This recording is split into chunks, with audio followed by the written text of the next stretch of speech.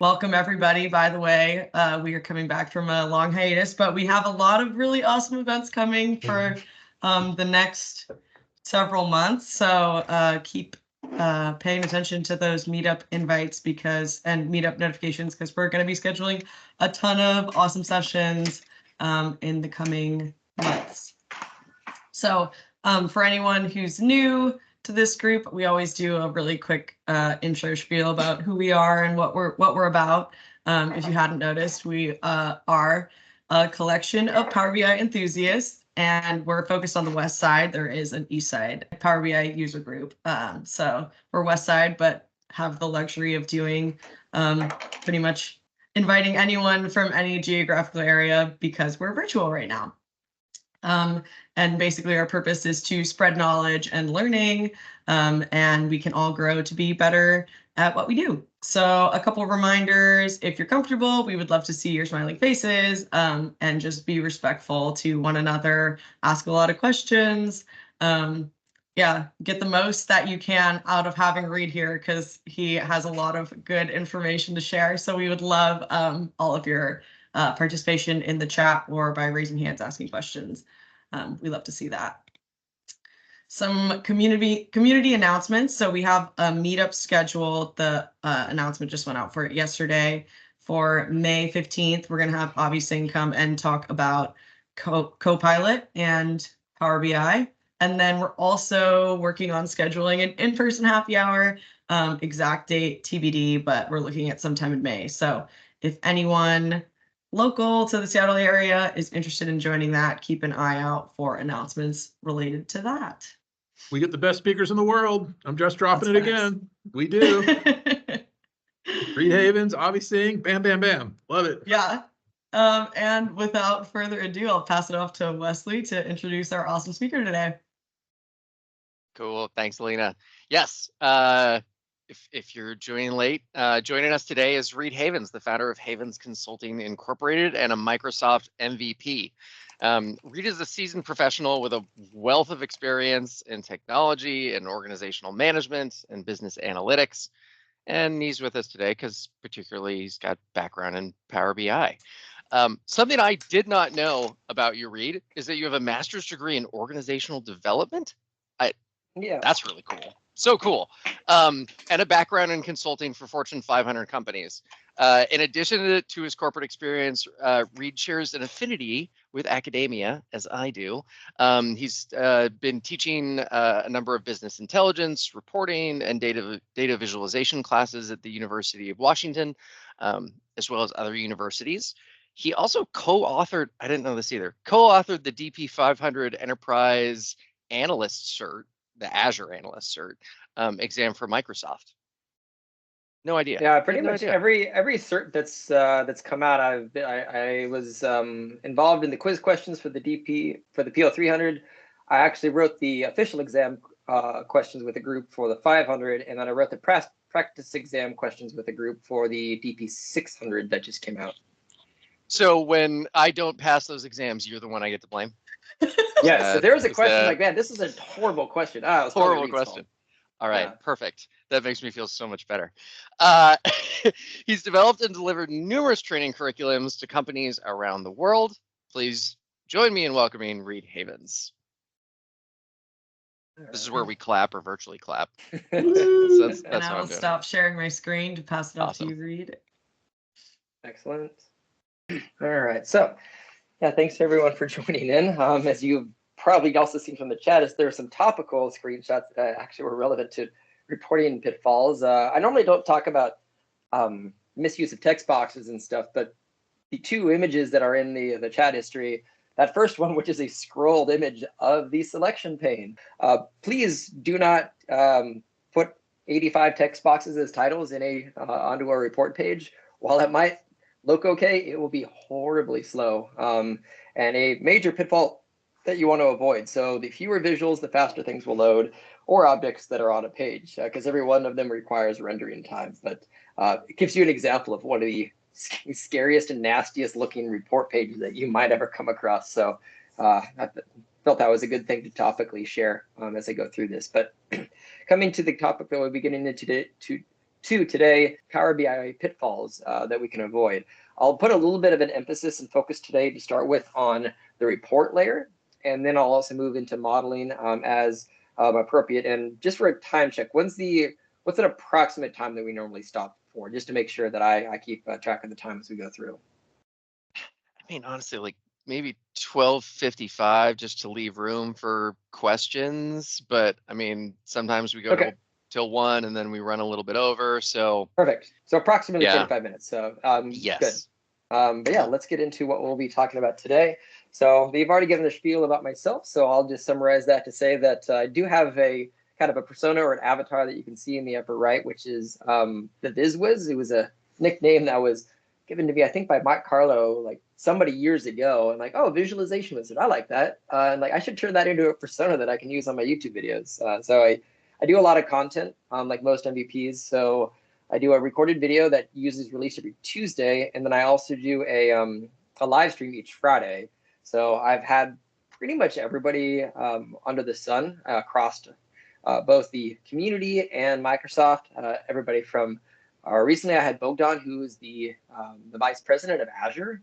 So some pretty big people from Microsoft come on to talk about infrastructure on what goes into a data warehouse to how to upgrade your Power BI reports. So lots of really cool streams. Think of them as kind of just recurring meetup groups that just happen every week, but lots of good content. So I'll have some links for you later on to check out. But otherwise, let's get into it and talk about what we'll be getting into. I'll just summarize to say that this thing is meant to be scaled up to 2 hours, down to 30 minutes. Really, I can pick and choose as needed between these modules, but we'll start with a primary focus on reporting and things that we want to focus on or things to avoid as far as the pitfalls go. So there's a term that I like to use, which is curating the user experience, especially with the report. I think it's very easy to deliver a report that, like, at first glance looks okay, but as you start to interact with it and use it, there's a lot of inefficiencies, complexities, or pop-ups that can occur, especially with using text boxes and shapes that I've mentioned, or just the experiences they're navigating through with it and what's set up as a default. So I think there's a lot of art and science and consideration that goes into making sure that when you deliver a report, it's been properly configured. Microsoft, to quote a movie title, likes to provide everything everywhere all at once when you first create a visual on the page. So all of the header icons are there. A lot of settings might work, but do they work well? So that's some of the things that I want to talk about and also go through a demo on, is making sure that we simplify the ideas. So I like the methodology, the KISS methodology, the keep it simple, stupid. It applies to literally everything in life, work and otherwise.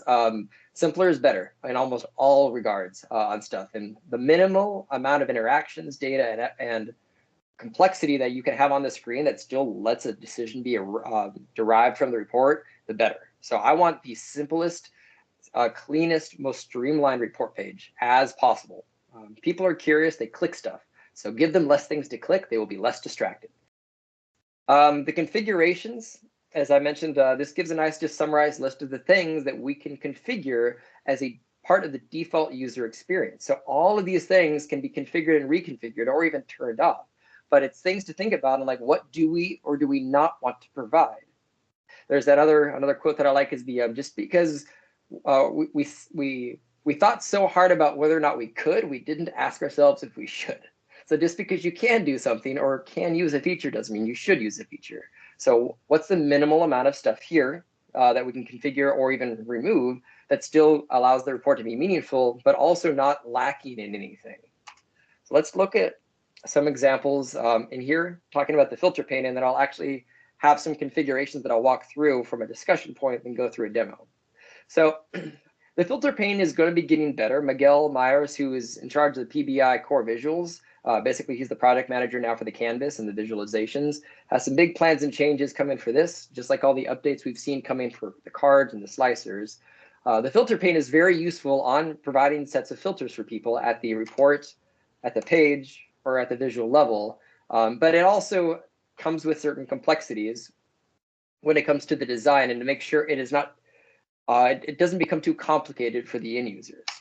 Now, if I was to separate these into quadrants of what is kind of back-end developer versus front-end, I'd argue that visual level filters should rarely, if ever, be used by the person looking at your report.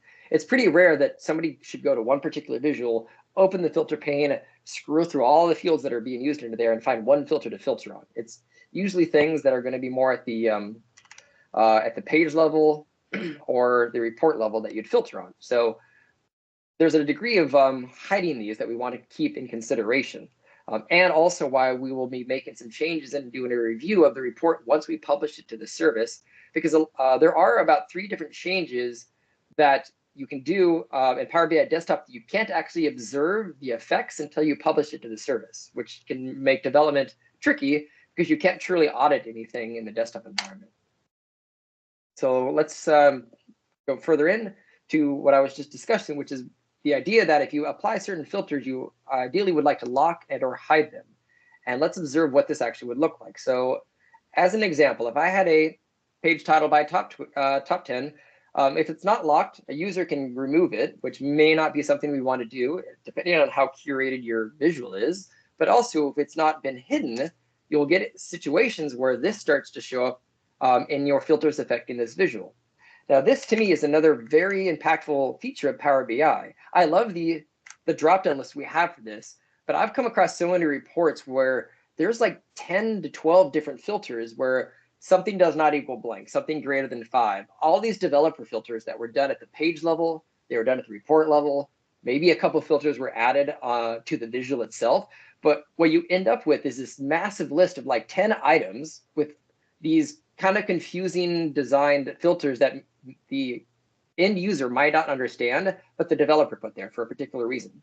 By the time they make a slicer selection, year equals 2015, they don't know which they've specifically selected and which the developer has assigned. So I personally prefer to keep that list entirely empty. Any titling that you have, such as like a top 10 filter, I prefer to have that in the actual visual title. The page should have appropriate titles for page level filters. The visual should have appropriate titles or subtitles for any filters applied to the visual. But now that list that you have here is going to be empty and clean with only filters that the user can interact with. So slices on the page or filters that is at the page of the report level that they can change. So that's the only things I ever want to see on this list of filters affecting this visual are ones that the user themselves can add, remove, or modify. Developer filters that are locked should be absent from this list because otherwise, again, it confuses them on context of what they've specifically added or adjusted as far as driving the numbers that they see on the page. So this to me is a user feature, and only user configurable filters should ever show up here. So it's another thing that takes time and consideration to to hide the appropriate things, but it goes a long way into making this a usable feature rather than an unusable feature if you haven't properly hidden the stuff. And some other people here who are hosting the meetup today might have different policies for this, but it's pretty rare that I've not locked and hidden at the same time. Like to me, this is it's a combo hitter. These always go together. If I'm going to lock a filter because this is a developer filter that should be permanently on, I'm going to hide it because I'm going to title the visual appropriately. And if I'm hiding it, the end user is never going to see it anyway, so I'm also going to lock it because they had never had the option if it's hidden to even adjust it at that point. So they can be done separately, but I personally find no reason not to do them both together. They are a combo package when it comes to applying that to any filter on the page itself or the visual. Well, a few of the things that go on this curation experience to that idea that humans are curious creatures. You give them a shiny object, they're going to want to touch the shiny object. So there are a lot of filters, a lot of icons that can natively show up on a visual anywhere on the report page. Your slicers, even shapes can have this. Text boxes can technically have these. A lot of these don't make sense and don't add any value. Like headers on a slicer. I turn my visual headers off entirely for a slicer. I don't need to see what filters are affecting my slicer. Slicers filter other things. I don't need a focus mode a slicer. All these extra buttons add no value and distract. So the fewer icons that you have on a header that's on, or the fewer headers that are on entirely on a page, the better, because it's less distractions, less pop-ups, and you have a cleaner kind of integrated experience with the report page. Time permitting, I do want to show the theme generator on Power BI.tips. It doesn't just build the colors, but among the hundreds, if not thousands of options you can have to configure, it gives you an option at the report level or per visual to actually configure all of this. So my theme that I built off of this tool, I specifically turn off header icons for slicers by default. I turn off the pin icon. Dashboards are kind of dead to a degree. I don't need to see the little pin icon to pin to a dashboard on all these visuals when I'm never going to use that. So you can configure at the page and the visual level all of these different things to have these defaults so you never accidentally forget to do something. It's set there by default. So like I said, I'll show that during the demo, but it helps you to save your logic and have all of these default configurations, which makes it very easy to start a new report file, creating a report for a client, and having all these things turned off automatically with your best practices in mind. And just like some of the other things that I mentioned, these configurations cannot be observed in desktop. So once we get to the demo, I'll show you the pain point of doing this in desktop and then why I actually can make changes in the Power BI service, at least as of today. So last thing that I'll mention here as far as the tooltips, one of my other just favorite features to aid and assist people is the help tooltip icon. It's one of the few ones that I have on most of the time. It provides a little bit of a up to 250 characters text box that just provides information relevant to the visual. You can attach it to a report page as well, but it's a little helper information to, let's assume you have a ribbon chart. Maybe you can explain what they're doing. It's ranking the values together. So anything that just provides some context and some short explanation on what they're looking at can go a long way to reducing the cognitive load. They have to think less about whatever they're looking at. It's really varied too. Like I have a lot of pet peeves with Power BI, but this entire menu, this help tooltip, is absent unless you first open up the icons. You have to turn this on and this shows up. You'd really think that they could just simply add a little toggle next to this whole menu to make it much more apparent. Even today, I still present to groups and at least one or two people like, oh, I didn't even know that was there. I've never gone, in 3 menus deep, looked for an icon and turned it on. So it's still kind of a hidden feature that could, I think, be exposed a bit more easily in the UI, but it is one of my favorite features. I used to have to use bookmarks to do this back in the day, and now it's just built into the header. With that, let me show you a demo and then talk through some of these things that I'm mentioning and my personal practice for the fastest way to do this. So test. So as I mentioned, there are certain things that cannot be observed when we are in desktop mode in Power BI, basically edit mode. So as of today, like if you are going to make a certain change for the header icons, these are going to stay on permanently. Even if I go into here and turn these off, I can't see that they're actually off yet until I publish this to the service. So it's very easy to miss something. Configuring the header on and off entirely, configuring certain icons in the header to turn on or off, those cannot be observed until I publish this and look at it in read mode in either in a workspace or an app. Now, it's been nearly 2 years at this point, but Muhammad Ali, who's a project manager for Power BI Desktop, has confirmed with me on one of my streams that eventually when they do a big refresh for Power BI Desktop, we will get a button up here somewhere that will say preview reader mode, so we can actually look at a preview of what this would be like published. So thankfully, we won't have to do the workaround that I'm doing today, but it's still yet to come to desktop. But this is why for this demo, I'm not going to do this in desktop, because you might do most of your applications, but you still yet can't really confirm what changes have been made. So I'm going to come over to Chrome. Here we go.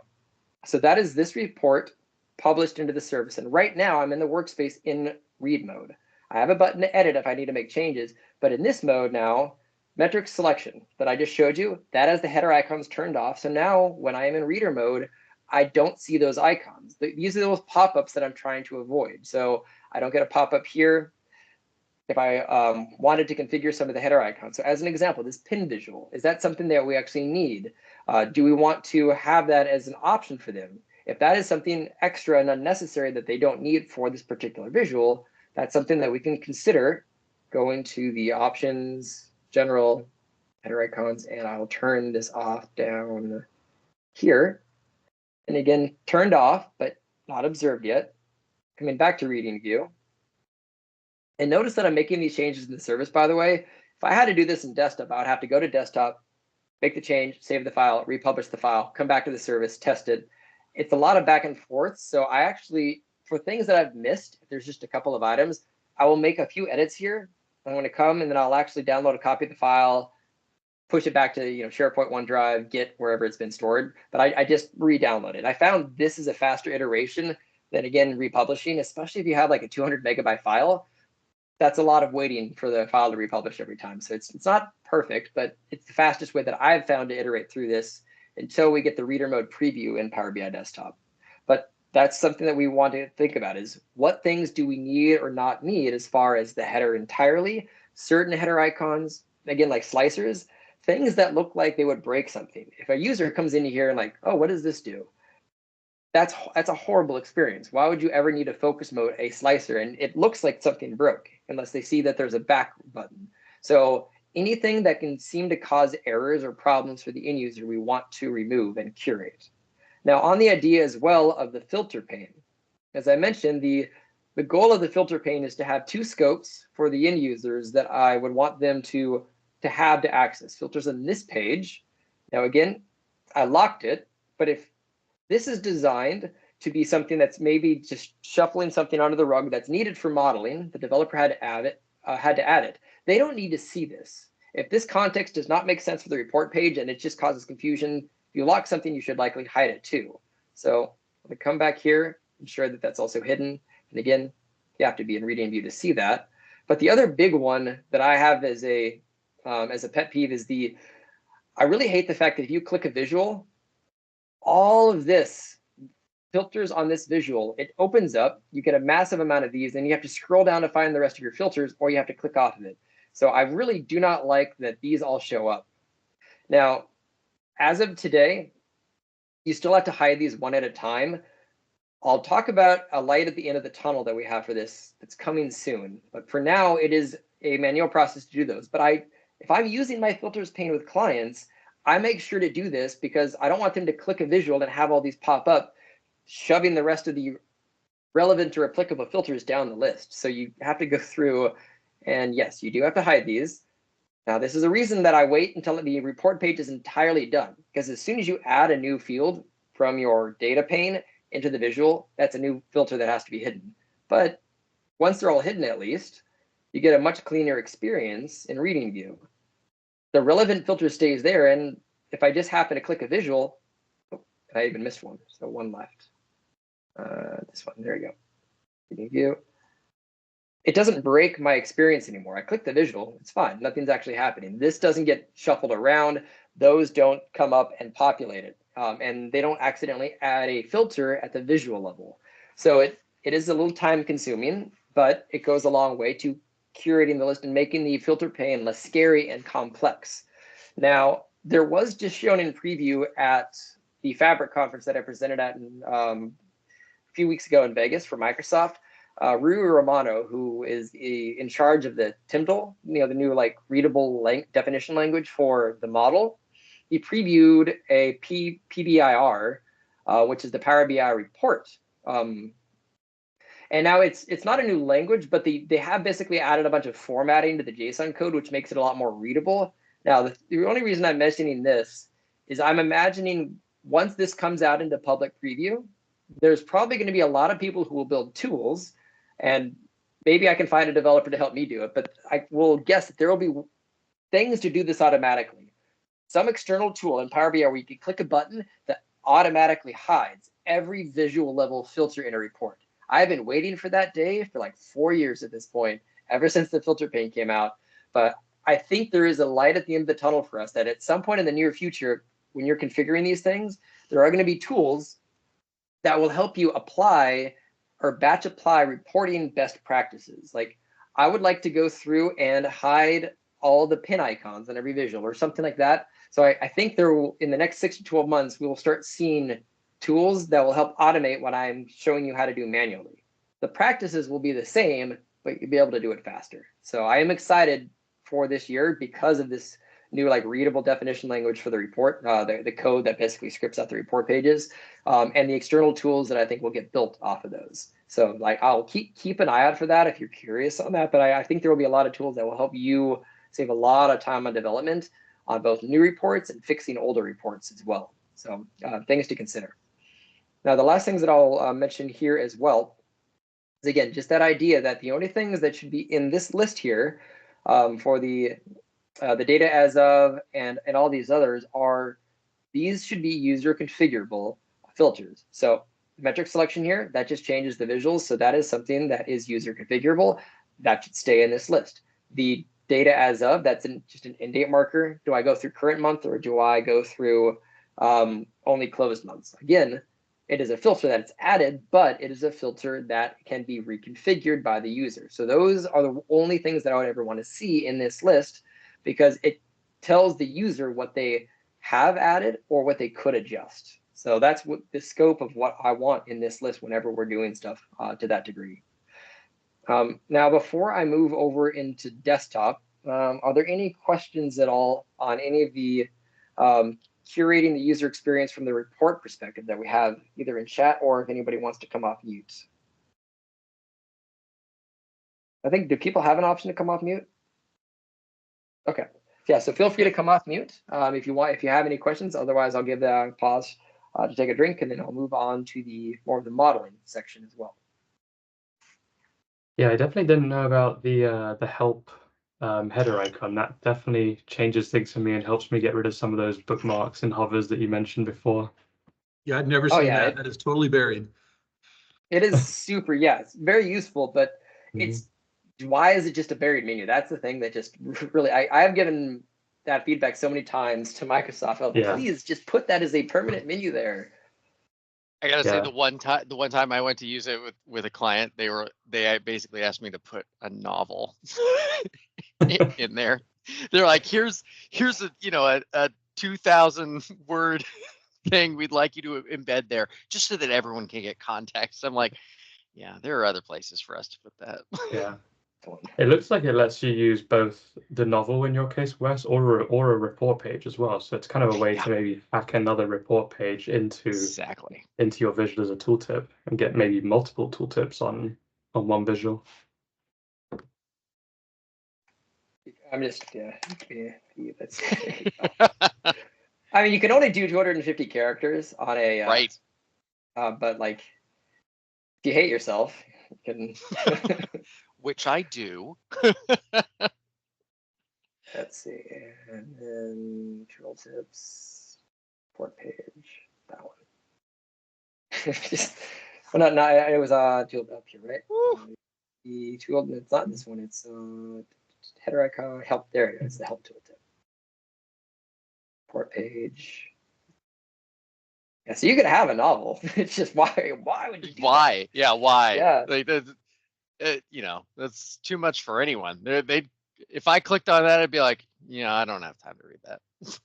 I do wish that there was like next to this up to the limit amount is because the only way to put dynamic text in there, because what about if you want the help information to also include like the sales amount, like you have a bit of smart narrative you're using or something, you have to do a report page. It would be lovely that keep the limit, like no more than 250 characters, but a little FFX button where if I had a DAX string that always returned 250 or less, it would just simply in the default text box in here return the dynamic string in this rather than the whatever is just typed in manually. And that's my only one update that I would like, is for this to just allow for all of these formatting things to stay consistent, but this can just be harvested from a measure rather than typed in. Because it's a lot of extra pages you have to build if you want to do a custom text box page. And like the end user is never going to see those, but it's so much more overhead than having just 10 extra measures that are hidden in your model.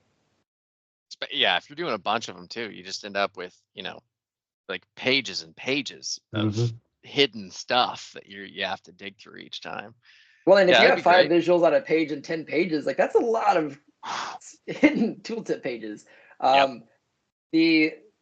I guess one other thing that can at least solve for that is someday in the future, if we could get like folders or groups for pages. Yeah, I was just gonna say that, Reid. That's Yeah, that's like the dream future state. exactly. At least like, it's fine. I can have 25 tooltip pages, but it just, there's only one tab for it, and it's just they're all shuffled onto the rug. So all those little things that's on Santa's wish list, All right. So a few other things that I want to start as practices. So one thing I actually just did a video on that was released this week, and I want to go a little off script and just show you a new thing that I did. So let me open up my recordings. These are, by the way, like that. This is the amount of stuff that I've recorded. It is quite a lot, but there's a bookmark notes that I'll give you a sneak preview of. And every video that I do also comes with a file that you can download from my blogs page, so you can actually play around with the demo, as long as it's something that can open on your computer, meaning it's not like a live connection or anything. But I'm a big advocate of built-in notes for Power BI. Like I do because I have to, but I did not enjoy taking separate notes in like a Word doc or all this, because it's slow, it's painful. So anytime I can embed notes into a place that's related to a particular feature or something in Power BI, it makes it so much easier. And you could organically type a note as you're going along. So I'll show you actually after this how to do with DAX, also some clever ways to do it with Power Query. But I think a large portion of notes can be pretty much just kept in a file in Power BI without actually having to have any separate doc pages for it. But one that I learned as a trick that I did recently with a bookmark feature. So the thing that I have in front of us right now is just a bookmark, and then I want to show you how I integrated some notes for it. The bookmark itself is just Visual A, Visual B. Switching between visuals is a common thing that people use bookmarks for. But the trick that I've learned from a colleague a few years ago is in the selection pane. So whatever group that you have related to that bookmark, if you actually hide a text box in there with all of your notes related to what the bookmark was doing, why did it just skip the page? There you go. It goes a long way to basically keeping those within it. So I put that into the group that I have, and this actually doesn't affect it at all. It keeps it hidden, which is nice, but that's where I store my notes now. So anytime I'm ever doing a bookmark, which is one of the biggest black boxes that exists in Power BI, I will nuke any report that I'm given that has bookmarks in it. I will generally nuke them or redo them myself, because there's no way to actually figure out what was done and why by the previous developer unless notes were taken. Sometimes the screenshot's useful, but I will often try to describe what the bookmark's intention is from a business logic perspective. I mentioned that it's focusing on visibility and does not impact filters. So just to show you the context of that, that's the fact that these have like data and current page turned off. So I try to explain what these switches are, what was selected at the time. So that means that it was selecting just my chart switch group. So that was the active visuals selected when I captured this. So any notes that just make sense to you to put into there, who created it, contact information, when it was maybe updated. So having that kind of hidden on the page, and there's no performance cost. If a visual is hidden, it doesn't render, it doesn't load the container. So it's a zero cost add to the file, other than it has to save a couple of extra characters, so bytes of information. But I really like this technique as an integration with this. And the best part too is this will does not require you to update any of your bookmarks. If I just added a new text box onto this page, hit it, stuck it into the group here, these aren't going to unhide or do anything else. So the bookmarks that you put in on the page and associated with this will not need to be updated in any way. They just automatically syncs with it. So it's easy to go in and add this feature later on and just have it be built into it. But this was an upgrade for me because I used to have a OneNote doc or something else where I would take a screenshot of the selection pane, I'd put that into there, I'd type up some notes, but now you have a separate doc that you have to open. This keeps it contextually relevant right next to the items that you have. So I like the integrated options for notes like this. Now, perfect world, like every other model object we have, there's a description box. We don't have those for the actual bookmarks. Hopefully someday we could actually have some type of a description box. We could type in our notes directly, but I think this is at least a nice semi-integrated solution that works pretty well for documenting these later on. Because again, once you built the bookmark, unless you wrote it down, you will never know again what was done other than clicking it and just trying to see what happens on the page. You have to observe the effects because nothing will list out all of its configurations, unfortunately. So that's one thing as far as the note documentation goes. And a pitfall that I see is people do not document their bookmarks. Use them minimally, for one, and number two, thoroughly document them when you use them. Now, the other thing too that I will encourage you to use is two things with measures for the conversation around notes. Number one, for the other developers, if you can add notes directly in line to any calculation, I'll just pick one as an example. Inline notes are very important, just using a / and any notes here.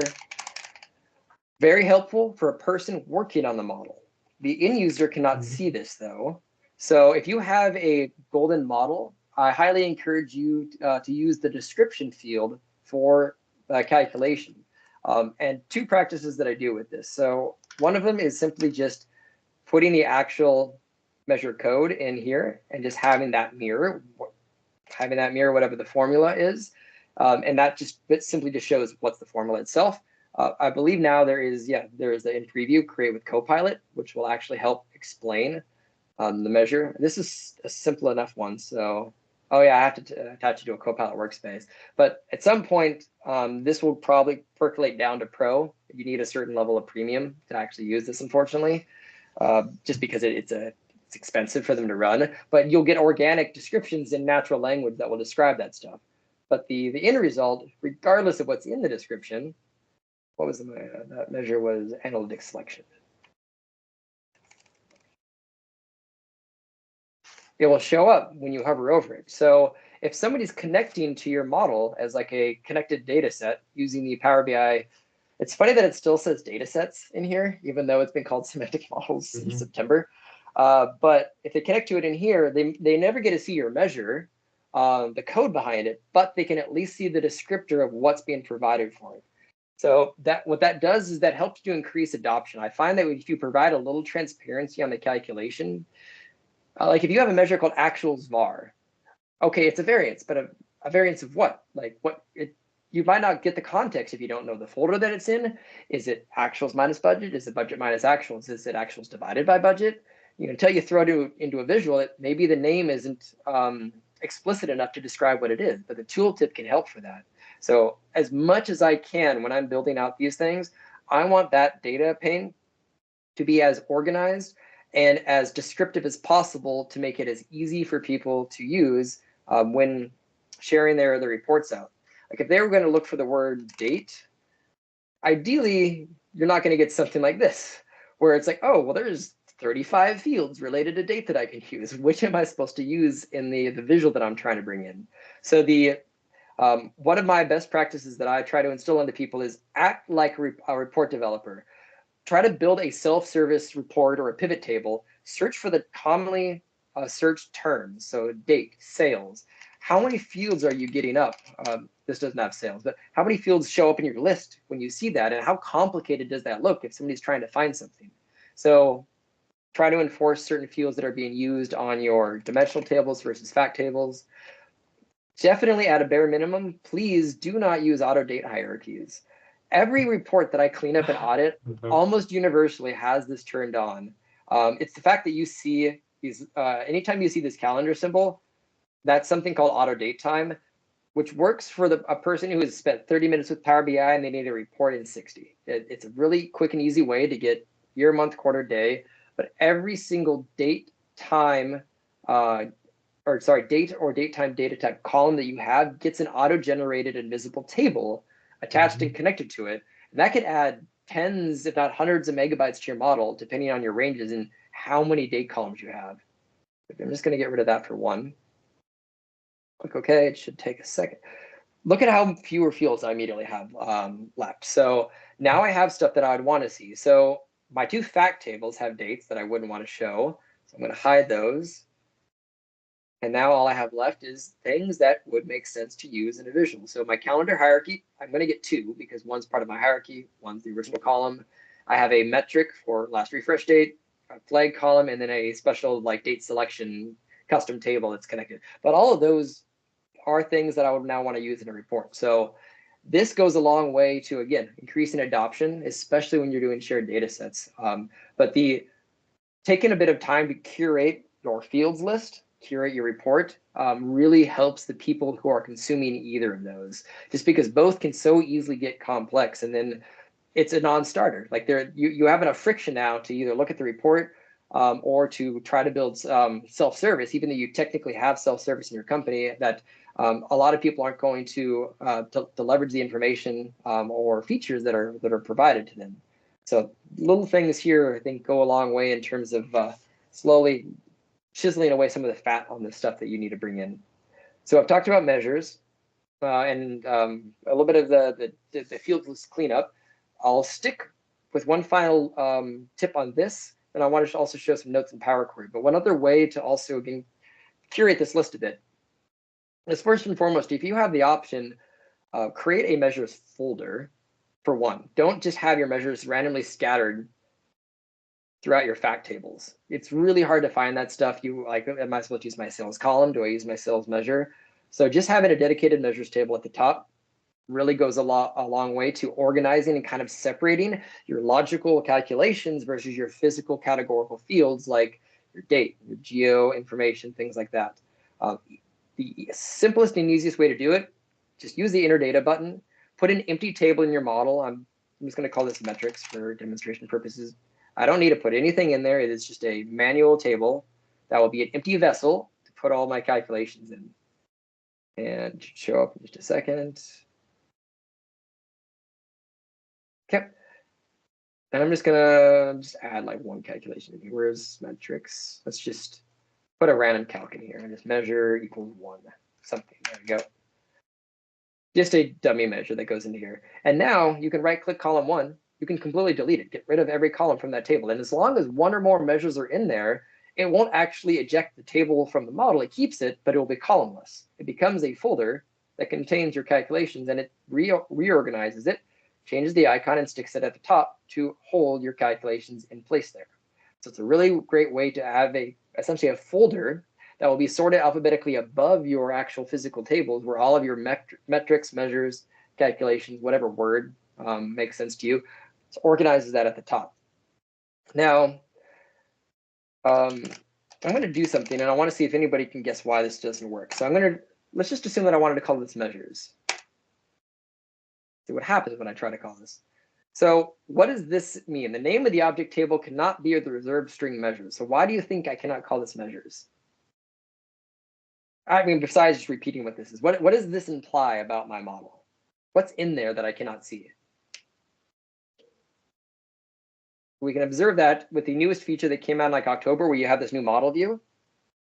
Technically, there is a table called measures in the back end of your model. You cannot see it, it's not exposed, but every calculation that you write in DAX, even if you put it in the sales table or anything else, its home table is irrelevant. They are actually stored in a table called measures, in the far back end of the model. There's no way to toggle that or turn that on, but because that's a table name, it's reserved and you cannot name it that. So you do have a master table of all your measures that is already built into your model every time you make a DAX calculation. So that's the only reason that that name is already pre-reserved in your model for that particular reason. So I used to call it DAX. I continually try to go more user-friendly these days. So most self-service BI users probably don't even know what the language is. They just know that I have metrics. So I've been starting to call it metrics now. Calculations could work too, because we also have other features that Microsoft called metrics.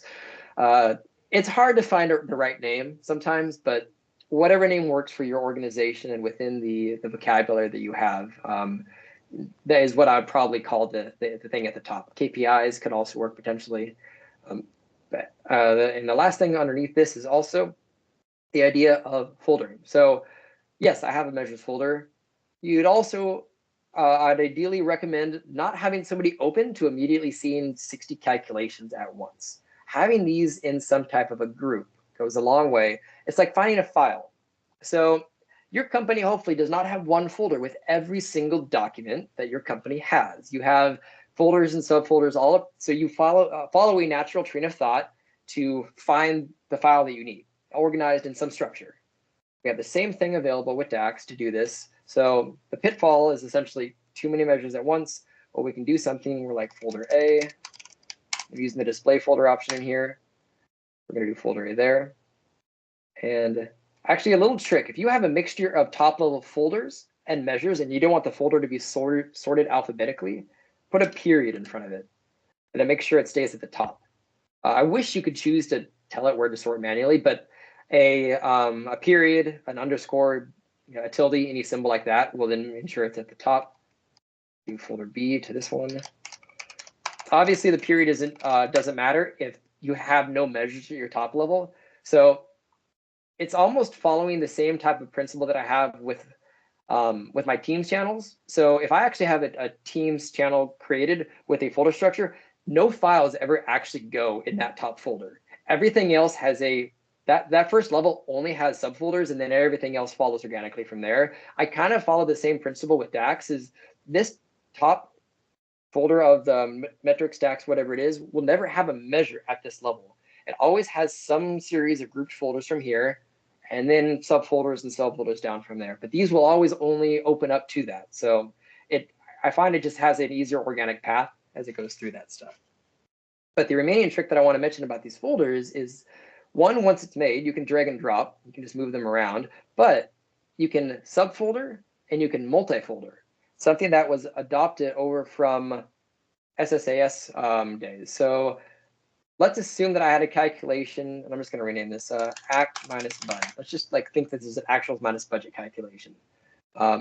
Now, should this go in the folder for actuals or should this go in the folder for budget? Where would people expect to find this?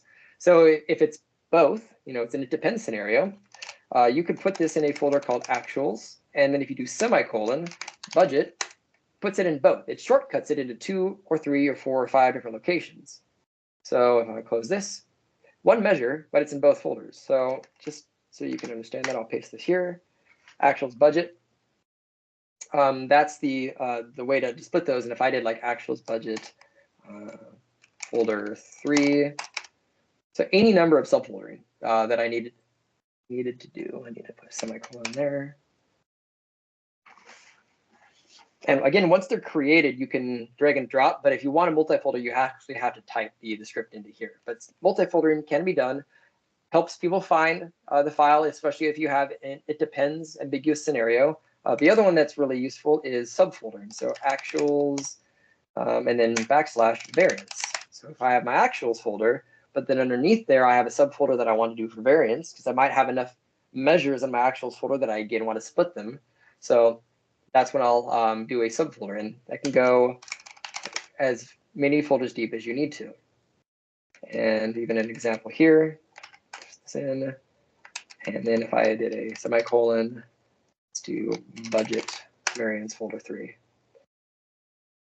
There you go. So any number of configurations that you need to do. You have to have the full string of the folder path every time you subcolon. So it takes a little fidgeting sometimes to get it right, but you have a very high bar of configuration to make the path of finding calculations as easy as possible to do.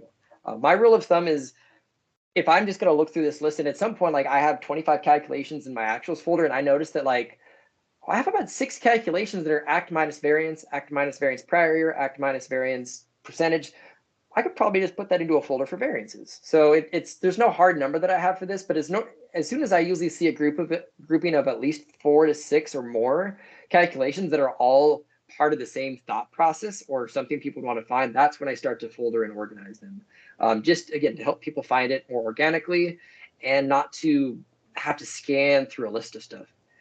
And my only other recommendation and takeaway from this is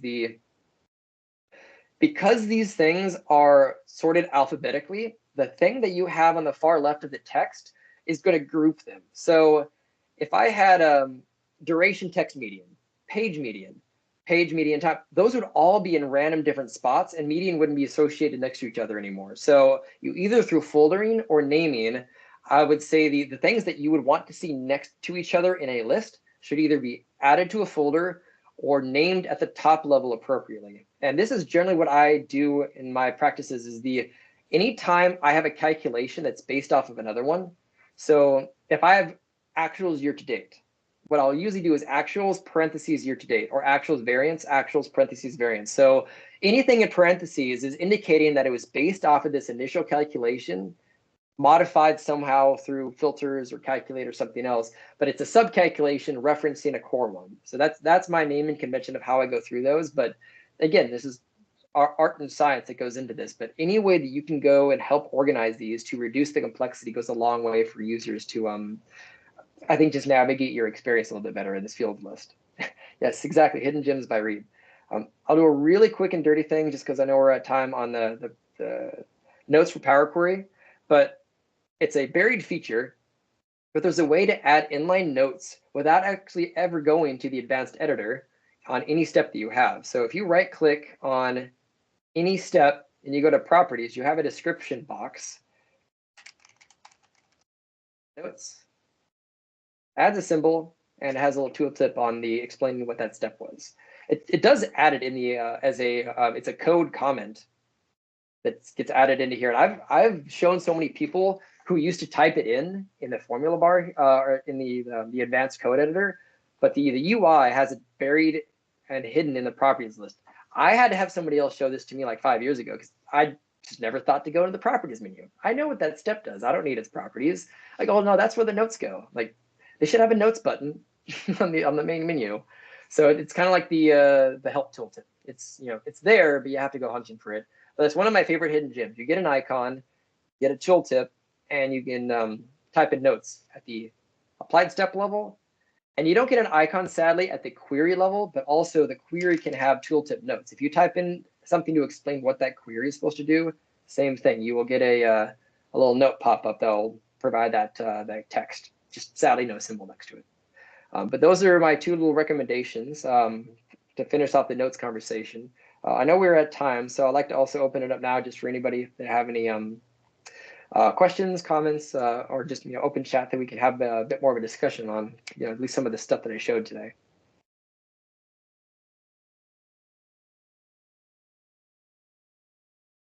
Feel free to either raise hand, come off mute, or anything in between.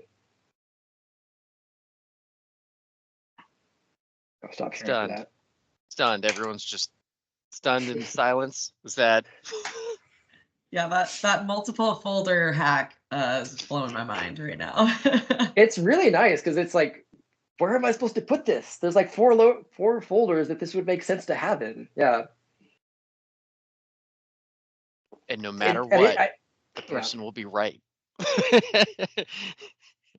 And I didn't show it, but if you drag and drop it from one folder, it shows it as highlighted from both, like the checkbox. Like so, you'll see it highlighted in both of those if you add it to a visual. Just because it is only one measure that's just shortcutted. So it is kind of nice too. Is if you drag it from one spot, you'll see it actually is in this other folder too, because you'll just see that in your fields list.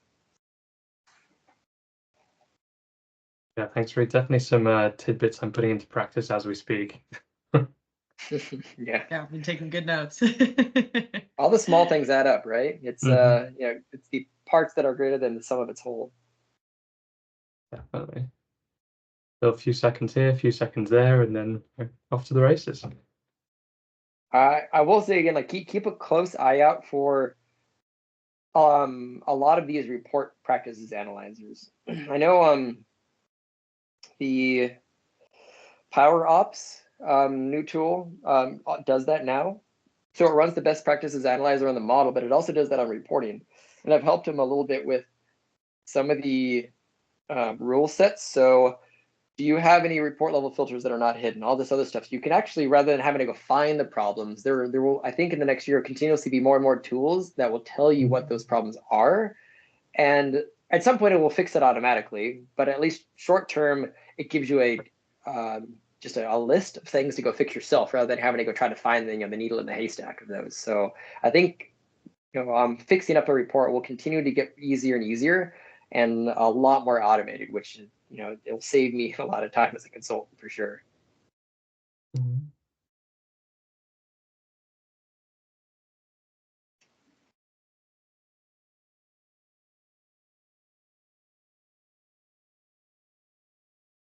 Sweet. Well, I think we can wrap it up. Yeah. Thank you, Reid, so much. This has been a really awesome session. I wish we could keep going. No worries.